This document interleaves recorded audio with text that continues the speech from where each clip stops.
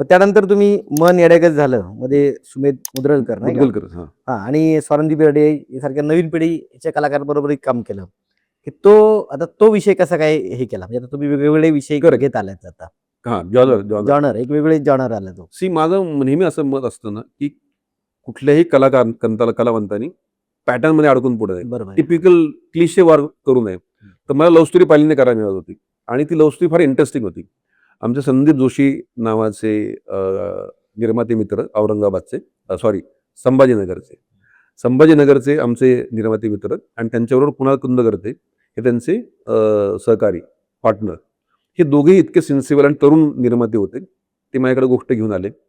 माझे खूप जुने मोठे बंधूच म्हणायला हवेत, ते सत्यावन गावडे सर आणि आमच्या सहकारी भगिनी पूनम घोरपडे ह्या दोघांनी माझ्याकडे ते पिक्चर घेऊन आले. कारण मी तुम्हाला म्हणतो ना की जसं कामातनं काम मिळतं, लोकांचा विश्वास वाढत जातो. तर मी खोटं सांगत नाही संदीपजी, 2018 सालीच हे केले सगळे सिनेमे आहेत. एका वर्षी मी 3 सिनेमे केले होते. एक सिनेमाचं पॅकअप केलं की मी दुसऱ्या सिनेमाचं करायचो, दुसऱ्या सिनेमाचं केलं की तिसऱ्या सिनेमाकडे जायचो. तर चिवळ स्वामींच्या ग्रुपने ते वैभव मी पाहिलेलं आहे. तर त्यातला त्या 3 पिक्चरपैकी दुसरा सिनेमा होता आणि तो मला कोल्हापुरात शूट करायचा होता, कारण गोष्ट कोल्हापुरातली होती. आणि मला आवडलं काय त्या गोष्टीमध्ये की खऱ्या अर्थाने जे लव्ह स्टोरीचं वय असतं ना, त्या वयातली ती गोष्ट होती. आणि सुमित मुदगलकर याचा मी मांजा नावाचा सिनेमा पाहिला होता आणि मांजामधलं सुमितचं मला काम इतकं आवडलं होतं आणि आज नो डाऊट तो Hindi industry, television industry, web series ह्याच्यामध्ये खूप गाजतोय. तर सुमित बरोबर काम करायला मला एक्साइटमेंट होतीच आणि त्याचं कास्टिंग अपसूक झालं, कारण की ते कास्टिंग मॅच होत होतं. आता प्रश्न होता हिरोईनचा. आता गंमत अशी होती की मी प्रिया त्यांना पूर्वीपासून ओळखतो, कारण नटी सिनेमात ते माझ्यावर काम करत, म्हणजे आम्ही एकत्र काम केलं. काही राजकीय क्षेत्रामध्ये सुद्धा आम्ही एकत्र काम करत होतो.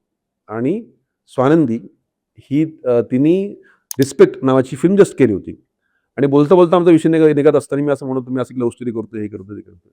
ते म्हणल्या, अरे स्वानंदीनी पण आता एक पिक्चर केला बरं का. म्हणलं माझी मुलगी म्हणजे अभिनयाची धाकटी बहीण, अभिनय बेर्डेची, अभिनय पण आता माझ्यावर काम केलं.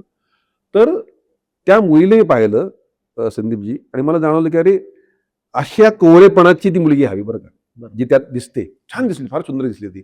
आणि हाईट म्हणजे रिस्पेक्टमध्ये तिची पार्श्वभूमी तयार झाली होती की सिनेमाचा कॅमेरा तिने फेस केला होता.